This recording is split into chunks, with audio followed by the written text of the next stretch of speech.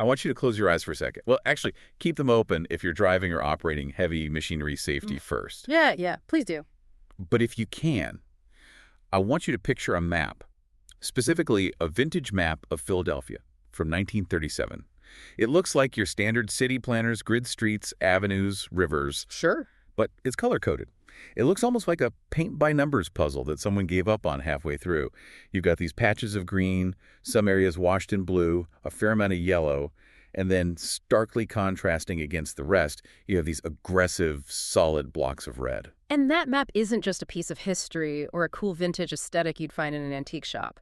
That map is a smoking gun. Right. Those colors, green, blue, yellow, red, they weren't just categorizing architecture or traffic flow. They were determining the financial destiny of the human beings living inside those lines.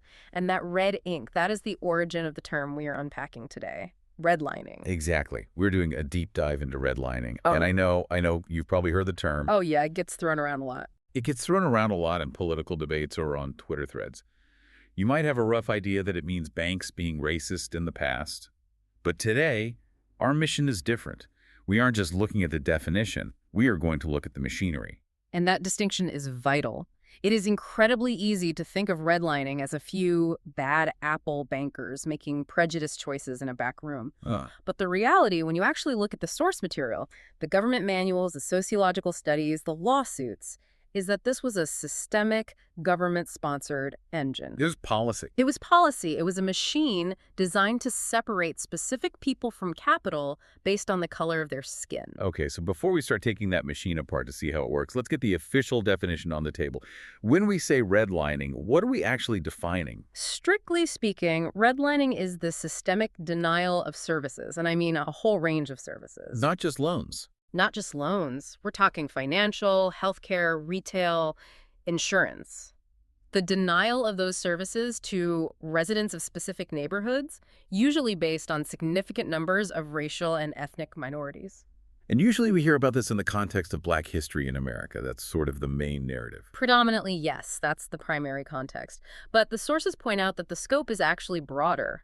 This practice also targeted Mexican Americans in the southwestern United States, and this part actually surprised me during the research. You too? It was prevalent in Canada, specifically Ontario, from the 1930s to the 1950s. I didn't realize it went north of the border.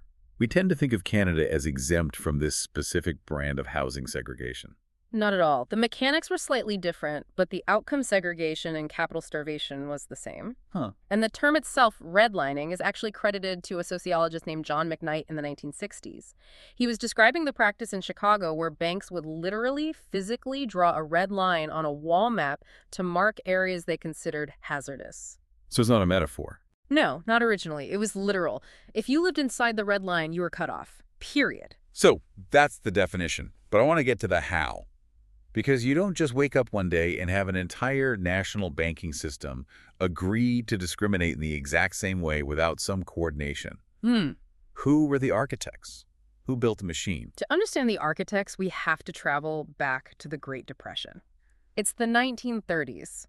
The U.S. housing market is in absolute free fall. People are defaulting on mortgages left and right. Total chaos. Total chaos. Now, here is a detail most people miss. Before the 1930s, the mortgage, as we know it, didn't really exist. What do you mean by that? People bought houses, didn't they? They did, but the terms were brutal. You usually had to put 50% down. 50%. And the loan was a short-term balloon payment due in 3 to 5 years. You paid interest for a few years, and then boom, you owed the whole principal. So it wasn't amortized. You didn't pay it down slowly. No. It was a rich man's game. If you were working class, you rented. End of story. Okay, so the concept of paying a little bit every month for 30 years, the standard American mortgage, that wasn't a thing. No, that was an invention. The federal government, trying to save the economy, stepped in. In 1935, the Federal Home Loan Bank Board asked a group called the Homeowners Loan Corporation, or HOLC, to survey 239 cities. HOLC, okay. They wanted to figure out how to stabilize housing, and to do that, they needed to know which neighborhoods were safe for this new type of long-term lending they were inventing. So they were essentially auditing the real estate of the entire nation. Precisely. They wanted to create residential security maps. And this is where that 4-color grading system comes in. It is chillingly simple.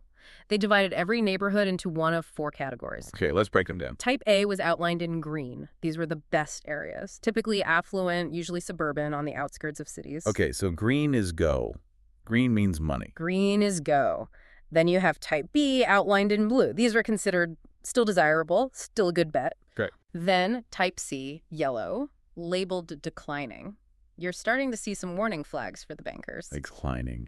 Okay, and finally type D outlined in red. These were labeled hazardous. Hazardous. That is such a loaded word to use for a neighborhood. It sounds like a toxic waste dump or a place where a volcano is about to erupt. It doesn't sound like a place where families live. Well, the toxicity they were worried about wasn't chemical, it was racial. This is where the explicit racism of the criteria becomes undeniable. We're inferring this from data patterns. It is written in their manuals. The source material references a Philadelphia map specifically. It lists the detrimental influences of a red zone. And what do they list? Do you know what they listed as a detriment to property value? I'm almost afraid to ask, but lay it on us. Concentration of Negroes and Italians. Wow, it's just right there. In black and white. In black and white. They literally listed human beings, specific ethnicities, as a detrimental influence on par with, I don't know, a sinkhole or a flood zone. Or being next to a factory or something. Exactly. And this wasn't just the HOLC. This is key. The Federal Housing Administration, or FHA, formalized this process. They had a chief land economist named Homer Hoyt. He helped develop the first underwriting criteria for mortgages. So he wrote the rule book. He wrote the rule book. Yeah. And the FHA manuals explicitly warned banks to steer clear of areas with inharmonious racial groups. Inharmonious racial groups. It sounds so bureaucratic, so sterile, but the impact is devastating. That's how systemic racism works. It hides behind jargon. But play devil's advocate for a second. If I'm a banker in 1940, isn't it my job to avoid risk? If the government says these areas are risky, isn't it just smart business to not lend there? That's the argument they used. Of course, they cloaked it in the language of actuarial risk. But here's the catch, and it's the whole point. The risk was a self-fulfilling prophecy created by the map itself. Walk me through that. How does the map create the risk? Okay, imagine you live in a neighborhood that gets marked red. Suddenly, no bank will give you a loan to buy a house there. More importantly, no bank will give you a home improvement loan, so your roof starts to leak. You can't fix it. You can't fix it. The landlord who owns the building next door, he can't get a loan to update the plumbing, so he lets it rot. Business owners can't get loans to open shop. Right, because capital has been cut off. The money spigot is turned off. Exactly. So the physical stock of the neighborhood deteriorates. Property values tank because nobody can get a mortgage to buy the homes, meaning you can only sell for cash, usually at a loss. Which shrinks the pool of potential buyers to almost nothing. Almost nothing. 5 years later, the surveyors come back, look at the peeling paint and the crumbling porches and say, see, we were right. This area is hazardous. But it's hazardous because they choked it. It's like tying a tourniquet around someone's leg and then blaming the leg for turning purple. That is the perfect analogy. And the FHA didn't just passively observe this, they enforced it. To get that lucrative FHA mortgage insurance, which protected the bank if the borrower defaulted, the bank had to follow the map. Ah, so there was a financial incentive to discriminate. A huge one. If you wanted the government's backing, you had to play by their rules. And their rules were racist. And what did that look like in terms of numbers? The numbers are staggering. Between 1945 and 1959, less than 2% of all federally insured home loans went to African Americans. Less than 2%. During the post-war boom, the biggest economic expansion in modern history. The biggest housing boom in American history. The era that built the white middle class. The GI Bill, the suburbs, Levittown, all of that wealth creation was subsidized by the government, and Black Americans were systematically locked out of the building. So the American dream was, by design, not for everyone. By design. And it wasn't just mortgages, was it? If you mark a neighborhood as red, as hazardous, that signal travels. It's not just the bank manager looking at the map. That's right. Once you draw a hazardous line around a community, other industries take note. The web of denial spreads. Let's talk about insurance. Right, because you can't really have a mortgage without home insurance. It's the safety net. If the house burns down, the bank wants to know they get paid. Exactly. Post-World War II, homeowners insurance became standard. But urban historians like Bench Ansfield have found that insurance companies instituted rigid redlining policies. So they had their own maps. They had their own maps or they used the government's.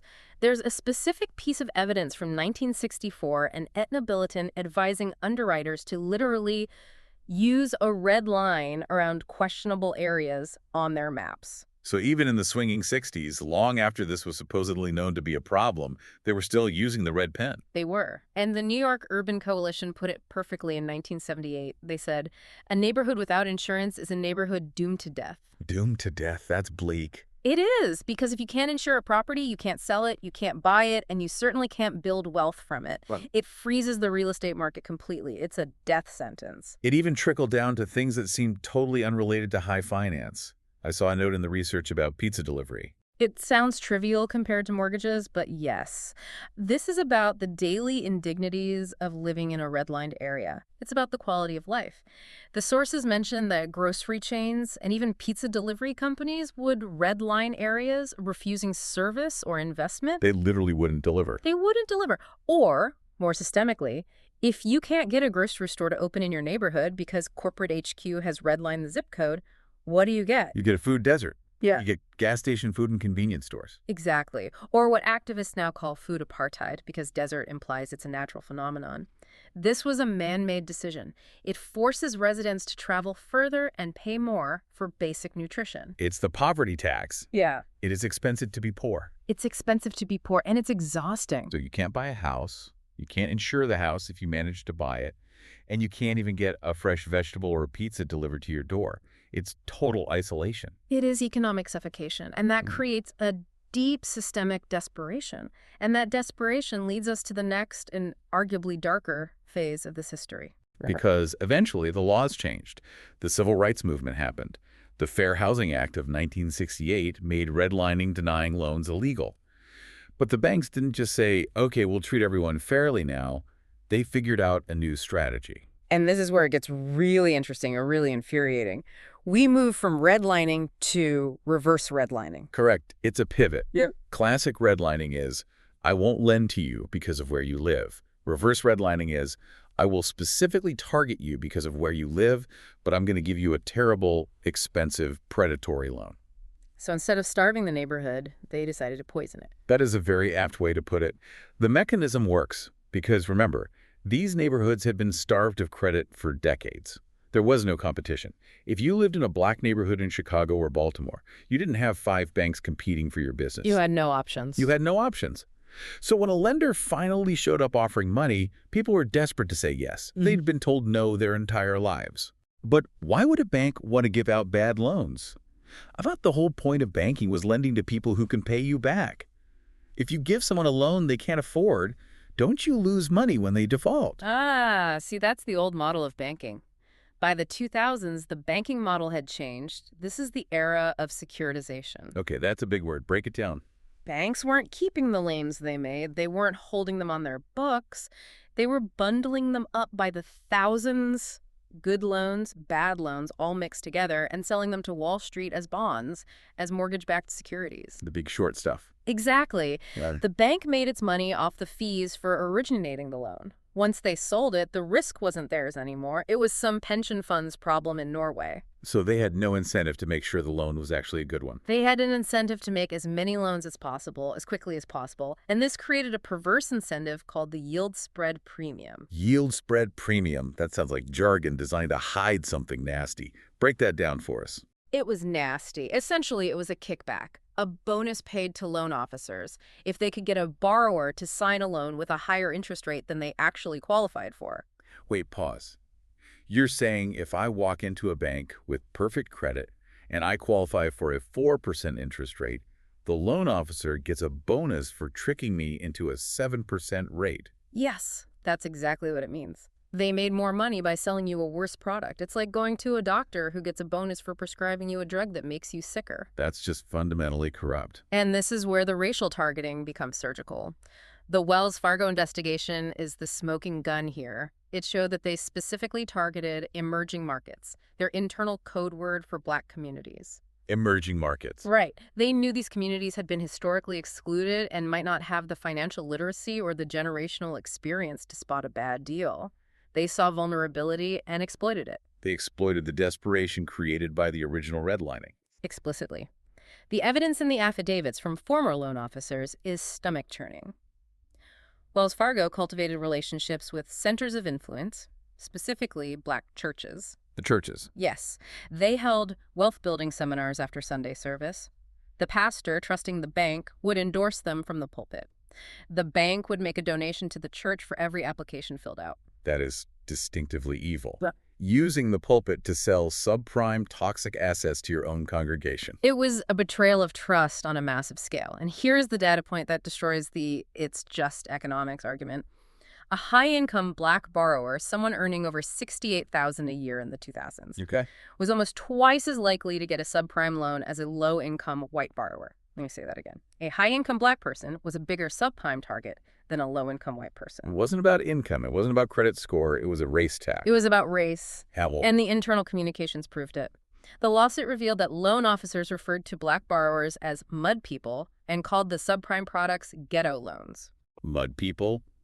That is just, it's pure hate masked as banking. It makes you realize that the mentality of the 1937 map didn't die. It just put on a different suit and learned some new jargon. It did. And while Wells Fargo settled that lawsuit for $175 million regarding discrimination between 2004 and 2009, they weren't the only ones. This was an industry-wide practice. Right. Who are the others? Associated Bank settled for $200 million for rejecting Black and Latino applicants in Chicago and Milwaukee. Hudson City Savings Bank settled for $33 million for avoiding majority-minority communities. That's classic redlining. And for their broker selection practices. And there was a recent one too, right? Yes. City National Bank paid $31 million just last year in 2023 to resolve redlining allegations. 2023, that's what I want listeners to catch. We started talking about 1937, but we are talking about settlements happening now. No. This isn't ancient history, it's current events. Because the practice creates a legacy that is very, very hard to undo. And that brings us to the economic fallout. We need to talk about the racial wealth gap, because wealth isn't just about income, what you make in a year. It's about assets, what you own and what you pass down. Home equity, stocks, savings. Right. It's the difference between being able to pay rent and being able to pay for your kids' college without loans. It's the safety net. Exactly. There's a study on intergenerational mobility that highlights a stuck-in-place phenomenon. It shows that Black children born in the bottom income quintile, the poorest 20%, have only a 2.5% chance of rising to the top quintile. Only 2.5%. For white children born in that same bottom quintile, that chance is 10.6%. That is a massive difference in opportunity. It basically says the American dream. The idea that if you work hard, you rise up, works 4 times better for one group than the other. And the raw wealth numbers are even starker. For every $100 in wealth that a white family holds, the average Black family holds just $5.04. $5.04 versus $100. That's not a gap. That's a chasm. It's almost nothing. Think about what that $100 represents. It's a down payment on a first home for your kid. It's a safety net if you lose your job. It's the capital to start a small business. And if you only have $5? If you only have $5, you have no margin for error. One flat tire, one medical bill, and you spiral into debt. And a huge chunk of that disparity comes from home equity, because the homes in those redline type D neighborhoods from the 30s, they still have lower values today. So the government effectively subsidized wealth creation for white families in the suburbs while suppressing it for Black families in the cities. And now we are seeing the compound interest of that decision over 80 years. Precisely. It's the compound interest of discrimination. And it affects business, too. A study by Dan and McGluck showed that Black neighborhoods receive fewer commercial loans, even when you account for business density and credit quality. So you can't build a business to close the gap either. The machinery is still grinding. It just has different gears now. It feels like every door is locked. Yeah. But it's not just money, is it? We have to talk about the physical toll. This is the part of the research that really surprised me. I knew about the money, but I didn't know about the health impact. If I walk from a historically green-lined suburb to a red-line neighborhood today, what am I physically experiencing? You are experiencing a different environment entirely. And this is where we get into environmental racism. Okay. It turns out those hazardous red lines didn't just signal financial risk, they invited environmental hazards. African Americans are 75% more likely to live near hazardous waste facilities. 75%? That's not a coincidence. That's city planning. That's a choice someone made. It is. If you are a city planner in the 50s or 60s deciding where to put a highway, a waste treatment plant, or a refinery, Where do you put it? You face the least political resistance in the area with the least political power and the lowest property values. You put it in the red zone. You put it in the red zone. The source material mentions a specific refinery in Philadelphia Gray's Ferry. Yes, responsible for the majority of the city's toxic emissions. And who lives there? It's a community that was historically marginalized. A 2022 study looked at 202 cities and found that redlined areas had consistently higher levels of nitrogen dioxide and fine particulate matter in the air. So you are physically breathing worse air because of a map drawn 80 years ago. Every single day. And it's not just the air, is it? It's the heat. The urban heat island effect. I've heard of this. Right. In many cities, the red-line neighborhoods are, on average, 5 to 12 degrees hotter than the green-lined ones in the summer. 12 degrees. That's the difference between a hot day and a dangerous, life-threatening heat stroke. Why is it so much hotter? It comes down to impervious surfaces: concrete, asphalt, brick. These materials absorb solar radiation all day and radiate it back out at night. Like a giant radiator. Exactly. Green neighborhoods were designed with setbacks, lawns, and tree canopies. Red neighborhoods were zoned for high-density, mixed-use industry and pavement. They have far less green space. So the city didn't plant trees there. And they often don't maintain the ones that are there. Cities often use property taxes to fund local maintenance, like parks departments. If you suppress the value of the homes via redlining, the tax base crumbles. No tax base means no budget for pruning trees or cracking up concrete to plant new ones, so you get a concrete oven. And that heat isn't just uncomfortable, it kills. It acts as a stress multiplier. Yeah. If you have asthma, which you're more likely to have because the zoning laws allowed the diesel bus depot to be built next to your house, the heat exacerbates it. We see higher rates of cardiac arrest during heat waves, specifically in these zip codes. This brings us to that shocking stat about life expectancy, the death gap. It's the most visceral outcome of all of this. In Baltimore, neighborhoods that were rated red have a life expectancy 5 years shorter than the green neighborhoods. 5 years is a lot. It is. But in Richmond, Virginia, the gap is 21 years. Wait, what? 21 years? 21 years. Between a historically black neighborhood and a nearby white one, it's one of the most extreme examples in the country. That is an entire generation of life lost. That's hard to even process. How is that possible? It includes higher odds of late-stage cancer diagnoses, lower screening rates. The sources say 64% lower for colorectal cancer in redlined areas. And science is starting to look at this through the lens of epigenetics and allostatic load. Break that down. Epigenetics. Basically, the constant chronic stress of living in a loud, hot, polluted, financially precarious environment literally weathers the body.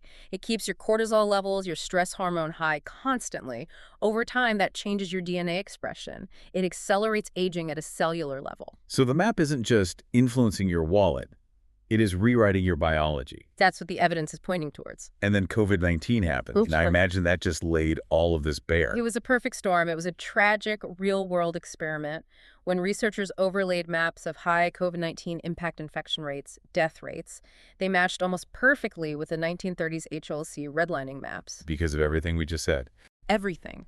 Overcrowding due to housing segregation, a higher percentage of essential workers who couldn't stay home and work on Zoom, and all those pre-existing conditions we just discussed, like asthma and heart disease, caused by the environmental racism. So the machinery of redlining weakened the collective immune system of these neighborhoods, making them tragically vulnerable when the pandemic hit. That's a perfect way to put it. So we've covered the history, the economics, and the health. But now I want to pivot to the present, because you mentioned earlier that the map has changed form. It's not paper anymore, it's digital. This is one of the most insidious mutations of redlining, digital redlining. We think of the internet as this great equalizer, right? Information wants to be free. But you're saying the algorithms have learned the same bad habits. Algorithms are trained on data. If the historical data is biased, if it reflects decades of biased lending decisions, the algorithm learns that bias. It sees a correlation between a certain zip code and defaults, and it perpetuates the pattern without a human ever making a racist choice. The machine learns to be racist. Exactly. But it's also about how ad platforms work. Take the Facebook case from 2019. HUD, the Department of Housing and Urban Development, charged Facebook with housing discrimination. How does a social network discriminate in housing? That seems strange. Facebook allowed advertisers to target, or more importantly, exclude users based on affinity groups. So, if I'm a landlord and I want to rent an apartment, I could tell Facebook, show this ad to people, but exclude anyone with an affinity for Hispanic culture. Wow. So they aren't drawing a red line around a neighborhood. They are drawing a red line around a user profile. It's redlining the person, not the place. Exactly. It's non-geographic redlining. It uses proxies. They might not have a checkbox that says race, but they use your interests, your likes, the zip code you log in from, and your browsing history to achieve the same exclusion. And it happens in milliseconds inside a black box that no regulator can easily see. And this extends to politics too, right? This isn't just about ads for apartments. Absolutely. The sources call it political redlining. Campaign managers use this same kind of data to decide who is worth talking to. They might restrict political information to specific demographics they see as likely voters. Or worse. Or worse, they identify communities to discourage from voter suppression efforts targeted with surgical precision based on data that correlates with race. They can micro-target disinformation to specific groups to lower turnout. It's terrifying because it's invisible. At least with the old maps, you could go to the library, you could find the map, you could see the red line. With an algorithm, you don't even know you're being excluded. You just don't see the ad for the house. You don't see the ad for the job. Your world is quietly curated for you. That is the challenge of the 21st century. How do you audit a black box? How do you prove intent when the intent is just a mathematical correlation? Okay, we've been pretty heavy on the doom and gloom, and rightfully so. This is heavy stuff. But we can't talk about redlining without talking about the people who fought back. Because there were people who saw this machinery and tried to throw a wrench in the gears. Absolutely. We have to talk about the grassroots movements, specifically National People's Action, or NPA. This started in Chicago in the 1970s. And the leader wasn't a politician or a banker, right? She was just a regular person. No, it was Gail Sincata. She was a mother, a Chicago housewife from the Austin neighborhood. She and a community organizer named Shell Trapp realized something crucial. They looked around their neighborhood, which was changing rapidly, and they saw things decaying. But they realized it wasn't just bad landlords or bad neighbors. They saw the invisible hand of the banks. They did. They realized the banks were taking the community's deposits, their savings accounts, their paychecks, and refusing to lend that money back to the neighborhood for mortgages or home repairs. They were exporting the capital to the new Green Line suburbs. So what do? How do you fight a bank? They got loud, they organized protests, they did things that were considered really radical at the time. They would bus hundreds of people to the private homes of bank presidents on Sunday mornings to demand answers. Oh, wow. They took it right to their doorstep. They embarrassed the establishment, and they fought for a specific tool: disclosure. Transparency. Right. They knew they couldn't win if the data was secret. They demanded that banks reveal where they were lending. This pressure is what led directly to the Home Mortgage Disclosure Act, or HMDA, in 1975. HMDA. And the Community Reinvestment Act, the CRA, in 1977. The Community Reinvestment Act, that's the one that requires banks to serve the communities they are physically located in. Right. It sounds so obvious. It sounds obvious, but it was revolutionary. It essentially made redlining illegal. It forced banks to demonstrate that they were lending in low to moderate income areas if they wanted regulatory approval for things like mergers or new branches. It was a massive victory. It didn't fix everything, but it gave activists the data they needed to sue. And there were banks that tried to do it right, too. We should mention Shore Bank. Shore Bank is a fascinating case study. Founded in 1973 in Chicago, their entire mission was to combat redlining by lending specifically in Black communities. So they were a greenlining bank. You could call them that. They proved that you could lend in these neighborhoods and be profitable. They debunked the myth that these areas were inherently hazardous. They showed that if you provide capital, the neighborhood thrives. Proof that the risk was manufactured all along. And today, the fight continues in new ways. I saw notes about covenants. Yes. Many old property deeds, thousands of them all over the country, still have racially restrictive covenants written on them. What does it mean? It's language that says, for example, this property shall not be sold to anyone of African or Asian descent.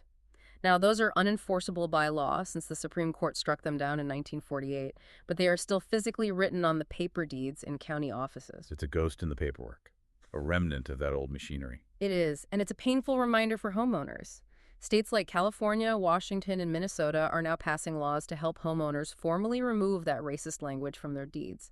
It's symbolic, but it's about cleaning up the historical record. And there is also work being done in the medical field. This loops back to the health impacts we discussed. This is really encouraging. Wayne State University in Detroit has a course called Healing Between the Lines. Healing between the lines. I like that. They are teaching medical students about redlining. The idea is that a doctor needs to understand that a patient's asthma isn't just biology, it's geography and history. If you treat the asthma with an inhaler, but send the patient back to a moldy apartment in a heat island next to a refinery, you aren't really healing them. That's powerful. Treating the patient means understanding the map they live in. You have to treat the environment, too. Exactly. It's about a more holistic view of public health. So we've gone from 1935 to today. We've seen the maps, the devastating statistics, the health impacts, and the digital future. If we have to boil this down, what does this all mean for the listener? Why does this matter to someone who maybe just bought their first house or is just renting an apartment today? I think the most important takeaway is destroying the myth of the level playing field. You often hear this sentiment of pull yourself up by your bootstraps. It's a core American ethos. Sure. But when you look at the history of redlining, you see that for 80 years, the government and the financial sector actively conspired to steal the boots from entire communities. They stole the boots, and then they charged extra for the laces. Right. It explains why we see the disparities we see today. It's not a culture problem. It's not an effort problem. It's a structural problem. The machinery was designed to produce this result. And the machine is still humming in the background, just maybe a little quieter now, hidden behind algorithms and credit scores. And that leads me to my final thought for everyone listening. We talked about algorithmic redlining. The original redlining was done with pen and paper, and it took 50 years of activism to outlaw.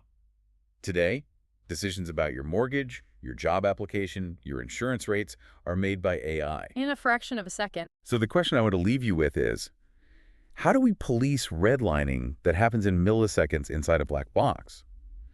If we don't figure out how to audit the code, are we just doomed to repeat 1937 forever, but at the speed of light? It's the question of our time. Awareness is the first step, but vigilance is the price of fairness. On that note, thank you for taking this deep dive with us.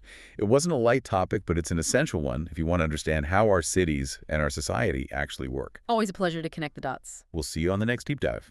Keep asking questions.